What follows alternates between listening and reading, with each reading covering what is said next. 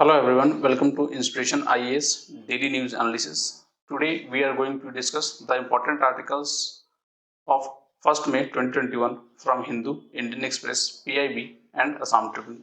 Please note that you can download this lecture PDF from our website www.inspirationis.org, as well as you can also download daily MCQs and vegetation magazines from our website by clicking this link below.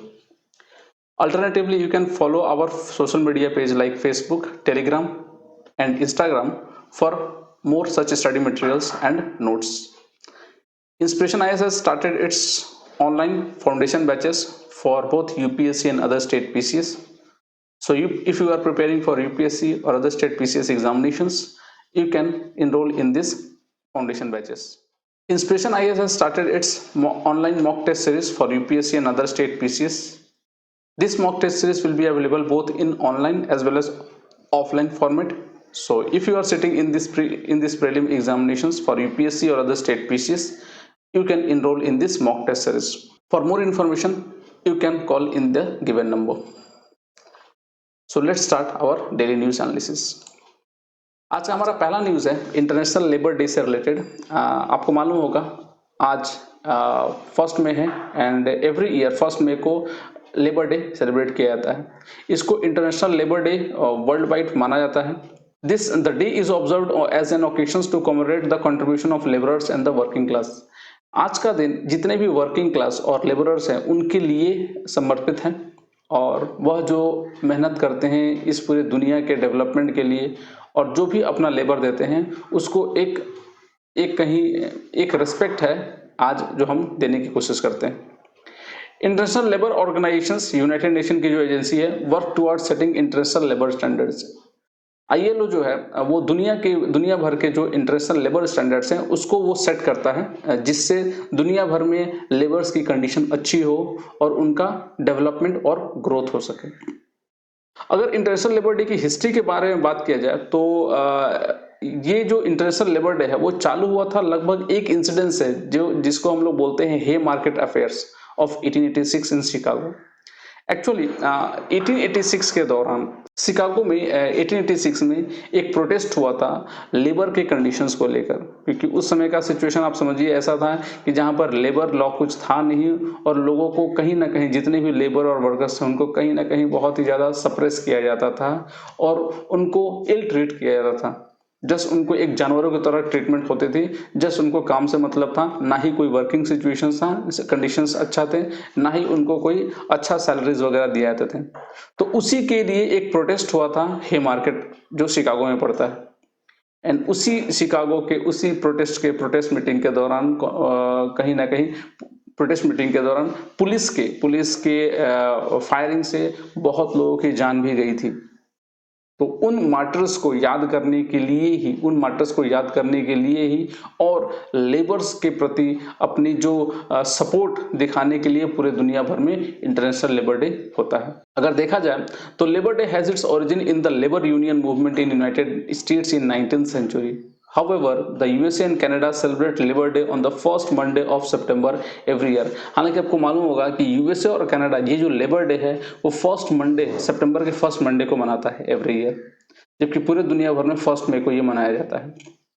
Labor Day was designated as a day in support of workers by trade unions and socialist group in the memory of Haymarket Affairs of 1886 in Chicago. अगर Europe में देखा जाए तो first May Day was first celebrated on 1 May 1819 after it was declared by the first international congress of socialist party in Europe in July 1889।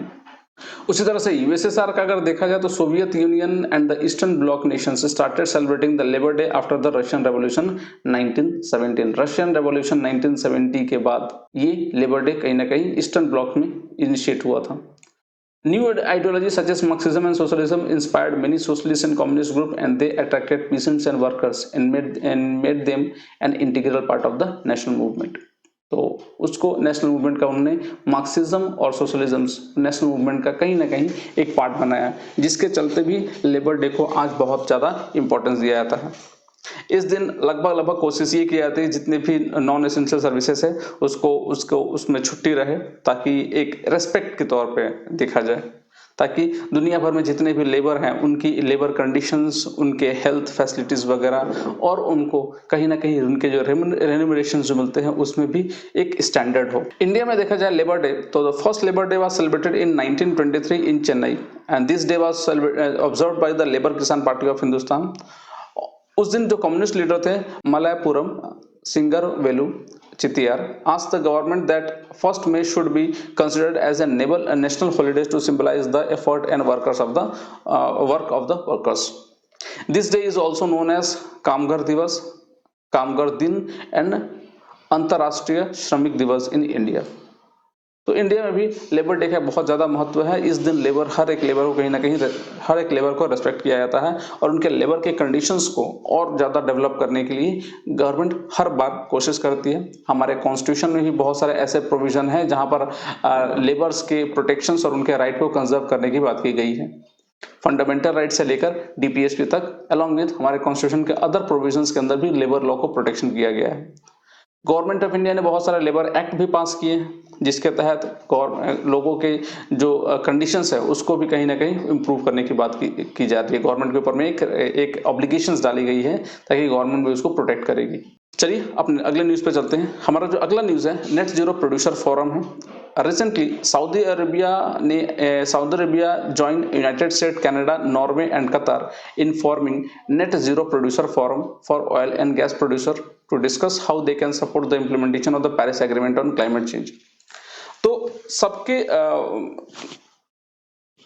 तो Saudi Arabia जो है recently America, Canada, Norway और कतार का जो नेट जीरो प्रोड्यूसर फोरम है उसमें join हो गया है। और सऊदी अरेबिया जो सोचिए एक बहुत ही बड़ा गैस है, oil and gas manufacture producer है, वो आज कहीं ना कहीं जीरो इमिशंस के प्रोग्राम या फोरम को सपोर्ट कर रहा है। Saudi Arabia, the world's biggest crude exporter, will be part of the new platform, which will discuss ways to achieve net zero carbon emission targets to limit global warming. Saudi Arabia has also said that it aims to reduce its carbon emissions by generating 50% of the country's energy from renewable by 2030. Saudi Arabia ये भी कहा है कि वो अपने आने वाले 2030 तक अपने जितने भी एनर्जी का प्रोडक्शन होगा वो ऑलमोस्ट 50% कोशिश करेगा कि कार्बन इमिशंस को रिड्यूस किया जा सके। और देखिए अगर कार्बन इमिशंस रिड्यूस करने की बात अगर की जा रही है तो यहाँ पर हमें ऑब्वियस बात है इन्वायरमेंटल फ्रेंडली और ग्रीन एनर्जी को हमें यूज करना पड़ेगा। देखिए नेट जीरो का कंसेप्ट ऐसा नहीं है कि आपको जीरो प्रोडक्शन करना है कार्बन डाइऑक्साइड का, बट बशर्ते जितना भी आप कार्बन डाइऑक्साइड प्रोड्यूस कर रहे हो उसका लार्ज अमाउंट आप कोशिश ये करोगे कि प्लांटेशंस या बाकी दूसरे मेथड के थ्रू उन सारे कार्बन जो भी आपने इन्वायरमेंट में इमिट किया है उसको रीएब्सॉर्ब कर लोगे। इसको हम कहते हैं नेट जीरो। नेट जीरो का मतलब ये नहीं कि आपको कार्बन इमिशन या कार्बन को इमिट ही नहीं करना है। होप आपको ये चीजें सारी समझ में आ रही होगी। तो US president Joe Biden unveiled plans to cut emissions by 50 to 52% from 2005 level at the two-day climate summit kicked off on Earth Day and attended virtually by leaders of 40 countries. तो जो बाइडेन जो है America के president उन्होंने कहा है कि 50 to 52%, 50 से लेके 52% तक वो लेवल डिक्रीज करेंगे 2005 के लेवल से। जो उन्होंने 40 कंट्रीज के जो समिट हुआ था अर्थ डे के दिन उसमें उन्होंने ये डिस्कस किया था। नेट जीरो है क्या? जैसे कि हमने डिस्कस किया था कि net zero which is also referred to as carbon neutrality does not mean that a country would bring down its emissions to zero, rather net zero is a state in which a country's emissions are compensated by absorptions and removal of greenhouse gases from the atmosphere. देखिए हमें carbon को absorb और green house gases का जो formation हो रहा है उसको री एब्जॉर्ब कर लेना है। जैसे कि सपोज करिए आप जितना कार्बन सपोज करिए एक एक्टिविटी से आप 100 टन कार्बन अगर इमिट कर रहे हो तो आप उतने ही ज्यादा प्लांट और उतने ही ज्यादा कार्बन सिक्वेस्ट्रेशन वगैरह प्रोसेस को लगा के आप उतने सारे कार्बन को अगर रीअब्सॉर्ब कर रहे हो धरती के अंदर या प्लांट्स के अंदर तो उसको हम क्या कह रहे हैं? नेट जीरो कह रहे हैं, नेट जीरो एमिशंस। तो यही बात चल रही है कि कंट्रीज इस तरह की चीजें फॉलो करें।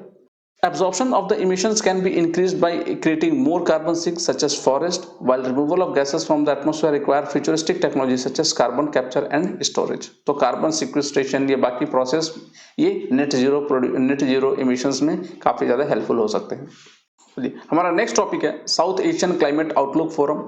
Recently consensus report of south Asia climate outlook forum उन्होंने रिलीज किया था 19 was prepared and released by the South Asia Climate Outlook Forum. The report has made a forecast of normal to above normal rainfall over most South Asian countries during the upcoming monsoon seasons. तो ये जो South Asian climate outlook forum है उन्होंने कहा है कि जो जितने भी एशियन कंट्रीज हैं, एशियन जो कंट्रीज हैं उनमें अपकमिंग मानसून में अबव नॉर्मल रेनफॉल होगा, मतलब एक अच्छी कंडीशंस है। It is a forum of, ये जो South Asian climate outlook forum है ये एक 5-7, ये जो south Asia climate outlook forum है ये 7 कंट्रीज का एक ब्लॉक है जिसमें सारे जो क्लाइमेट एक्सपर्ट्स हैं वो इस ब्लॉक में इन्वॉल्व हैं। जैसे कि इसका it consist of expertise from the member of the world meteorological organisation, RIMES के भी पार्टनरशिप है इसमें। राइम्स जो होता है regional integrated multi hazard early warning system, Japan meteorological agencies and Korea meteorological administration along with India का मौसम क्लाइमेट इंडिया का weather department. So it is conducted by South Asian nations and the World Meteorological Organization since 2010। अगर इसकी बात की जाए तो अगर इस हिस्ट्री के बारे में देखा जाए तो ये जो South Asian climate outlook forum है स्टार्ट हुआ था 2010 में और इसमें सपोर्ट किया था South Asian nations and the world meteorological organisation since 2010। It prepares consensus seasonal climate information on a regional scale that provides a consistent basis for preparing national level outlook। तो ये एक पूरे रीजन लेवल पर क्या करता है, एक outlook prepare करता है साउथ ईस्ट एशियन कंट्रीज के लिए, और ताकि वो उस कंट्रीज के जो नेशनल गवर्नमेंट है उस आउटलुक को समझ के अपनी पॉलिसी इंप्लीमेंट कर सके। तो ये इंपॉर्टेंट है कौन कौन सी कंट्रीज है इस south Asia climate outlook forum में और ये करता क्या है। चलिए अपने अगले न्यूज पे चलते हैं। हमारा अगला न्यूज है पिंक मून से रिलेटेड। रिसेंटली आप लोग न्यूज सुने होंगे कि पिंक मून रिसेंटली दिखा था, तो आखिर 26 अप्रैल को। तो आखिर ये पिंक मून होता क्या है, तो आखिर समझते हैं कि आखिर ये पिंक मून होता क्या है। देखिए, peoples around the world on 26 April 2021 witness the first super moon और pink moon. The astrologer Richard Nolle in 1979 coined the term super moon. उन्होंने ये सुपर मून कंसेप्ट डाला था और वो एक एस्ट्रोलॉजर थे, Richard नोले। The super moon is a full moon or a new moon that early coincides with a perigee, a point of the moon's orbit closest to Earth। तो ये perigee वह point होता है जहां पर मून सबसे धरती के सबसे क्लोज पॉइंट में रहता है और उसी से हमारा मून जो है वो सबसे बड़ा दिखता है, तो इसलिए उसको नाम क्या दिया गया था, सुपर मून का नाम दिया गया था। होप ये आपको समझ में आ रहा होगा। The super moon makes the moon appear a little bigger and look brighter than usual, however to our own eyes the difference are indistinguishable। तो अब क्योंकि नजदीक है तो थोड़ा मून हमें ज्यादा बड़ा दिखेगा और इसके चलते इसको सुपर मून नाम दिया गया था। बट ये पिंक क्यों बोला जाता था? देखिए, मोस्टली अगर आप कहीं भी एटमॉस्फेयर या यूनिवर्स में अगर कोई ऑब्जेक्ट को देखते हैं, जैसे कि सन देख लीजिए, मून देख लीजिए, तो उनका जो एक्चुअल कलर से हमें डिफरेंस दिखाई देता है डिपेंडिंग अपॉन उसकी स्कैटरिंग कैसी है। बाकी जो dust particles, water particles scatter क्या कर रहे हैं लाइट को, उसके ऊपर भी बहुत ज्यादा डिपेंड करता है। तो the moon will not be originally pink. Moon तो पिंक नहीं हो, जैसा है वैसा ही है, but it got its name from the pink wildflower, wild ground phyllox। This flower bloom in the spring and are native to the North America। इस time में वो ब्लूम करता है और अमेरिका का नेटिव है। Further there are many other names for this moon such as sprouting grass moon, the egg moon, sprouting grass moon, egg moon, the Pascal moon and the fish moon. तो इसको ये सब नाम भी दिए गए। अलग अलग किंवदंतियां हैं, अलग अलग कहानियां हैं इससे रिलेटेड, तो इसके चलते ये नाम दे दिया गया है इसको। तो पिंक मून का जो कंसेप्ट आप समझिए कि ऐसा है कि ड्यू टू स्कैटरिंग ऑल्सो, और इसका नाम जो आता है वाइल्ड ग्राउंड फ्लोक्स से, जो एक वाइल्ड फ्लावर है। ये शायद आपने यहाँ पर देखा होगा ये वाइट फ्लावर को, ये जो रहा वाइट फ्लावर, सॉरी ये जो रहा पिंक फ्लावर। तो इस पिंक फ्लावर से ही नाम आया है मून का, पिंक मून। चलिए आगे बढ़ते हैं। हमारा जो अदर टाइप, कुछ और भी तरह के मून होते हैं, जैसे कि आपको दिख रहा होगा the other moon types of moon, जैसे कि blue moon, when two full moon appear in the same calendar month the second is termed as blue moon. जब एक ही मंथ में, कैलेंडर मंथ में दो फुल मून अगर दिखे तो उसको हम लोग क्या कहते हैं, blue moon. The meaning of the blood moon is based on its red glow of the moon। The blood moon occurs during a total lunar eclipse। तो ये इंपॉर्टेंट है कि कब क्या कंडीशंस होती है। तो जब दो मून एक ही मंथ में दिखे फुल मून, तो उसको हम लोग क्या कहते हैं, ब्लू मून। और ब्लड मून कहते हैं जब मून की कलर ऑलमोस्ट रेड ग्लो होती है, तो उसको हम लोग कहते हैं blood moon. Blood moon occurs during a total lunar Eclipse. जब भी टोटल लूनर इक्लिप्स होता है उस समय क्या मून बहुत ही रेड दिखता है, उसको हम लोग कहते हैं blood moon. During a total lunar eclipse the earth line up between the moon, this hides the moon from the sunlight, तो उस समय भी आपको ब्लड मून दिखता है। When this happens, the only light that reaches the moon surface is from the edges of the Earth's atmosphere. तो ये जो आपका जो मून जो हमें दिखता है, ये ऑलमोस्ट टोटल लूनर इक्लिप्स के दौरान दिखता है। जो सेकंड रीजन जो सबसे इंपॉर्टेंट होता है, जिससे मून या जितने भी सेलेस्टियल बॉडीज के कलर डिपेंड करते हैं, वो एयर मॉलिक्यूल के चलते। The air molecule from earth atmosphere scattered out most of the blue light and the remaining light reflects onto the moon surface with a red glow, making the moon appear red in the night sky. The name blood moon is also sometimes used for the moon that appears reddish because of dust, smoke or haze in the sky. तो ये कुछ concept यहाँ पर होते हैं। ये कुछ आपको पिक्चर दिख रहा होगा, यहाँ पर अलग अलग नाम दिए गए हैं, full wolf moon, full snow moon, full worm moon, full pink moon, तो अलग अलग नाम है, अलग अलग कहानियां हैं इससे रिलेटेड। तो हालांकि अलग अलग कहानियां हैं इन सारे मून्स के नेम से रिलेटेड। चलिए आगे बढ़ते हैं। हमारा नेक्स्ट टॉपिक है वो है कैरन रेबल्स। रिसेंटली ये काफ़ी ज़्यादा न्यूज़ में थे और इस ऑर्गेनाइजेशन के बारे में अभी न्यूज़ में बहुत ज़्यादा चीज़ें आ रही है। कैरन रेबल्स है क्या? देखिए, Myanmar military has launched air strike on a village and outpost near the Thai border after ethnic minority Karen insurgent attacked a Myanmar army post in some of the worst clashes since Feb 1 coup. देखिए, Myanmar में भी कूप चल रहा है, military कूप, और military कूप के बाद ये सबसे बड़ी अटैक है म्यांमार आर्मी के ऊपर में। तो Myanmar military has launch air strike, और म्यांमार मिलिट्री ने वापस एयर स्ट्राइक किया है इस कैरन ग्रुप के ऊपर में। Village outpost near the Thai border after ethnic minority Karen insurgent attacked a Myanmar army post in some of the world worst clashes since a first 1 coup. KNU के बारे में अगर समझा जाए तो केएनयू और Karen national union is the dominant political organisation representing ethnic minority. Karen community in Karen और Kayin state bordering Thailand, ये एथनिक एक माइनॉरिटी है कैरन बोल के, ये थाईलैंड के बॉर्डर के एरिया में रहते हैं लोग। Its aim is to self-determination for the Karen people in the region of about 1.6 million people, roughly the size of the Belgium, where they are the ethnic majority in the state. तो उस reason में ये majority है, तो वो चाहते हैं कि ये ऑर्गेनाइजेशंस ही मतलब उनका अपना सेल्फ डिटर्मिनेशन हो और उसमें म्यांमार आर्मी का कोई कंट्रोल नहीं हो। म्यांमार का अगर मैप देखा जाए तो ये है म्यांमार, और म्यांमार का ये जो पोर्शन है, ये पोर्शन और ये जो रीजन आता है थाईलैंड और वो सब सारे पोर्शन को लेकर, तो इस रीजन में ही क्या होता है, कैरन लोगों की डोमिनेशन है। और ये जैसे आप देख पा रहे हो यहाँ पर, तो ये कैरन स्टेट है म्यांमार के अंदर में। कैरन कन्फ्लिक्ट अगर देखा जाए तो marginalised in then Burma post independence political process, the KNU started a rebellion in 1949 which it waged for the nearly 70 years. तो 1949 से लेके अब तक ये कैरन ग्रुप लड़ाई कर रहा है गवर्नमेंट से, और one of its key grievances was the majority Bamar community's dominance of the Myanmar states and military. तो बामार जो कम्युनिटी है वो मिलिट्री के ऊपर बहुत ज़्यादा डोमिनेंस करती है। अगर देखा जाए तो म्यांमार आर्मी में जो बामार कम्युनिटी है उनका बहुत ज़्यादा डोमिनेशन है, और ये कैरन कम्युनिटी के लिए एक कन्फ्लिक्ट का इश्यूज है। तो इसके चलते भी कहीं ना कहीं कैरन रेबल्स इस म्यांमार आर्मी के खिलाफ लड़ाई कर रहे हैं।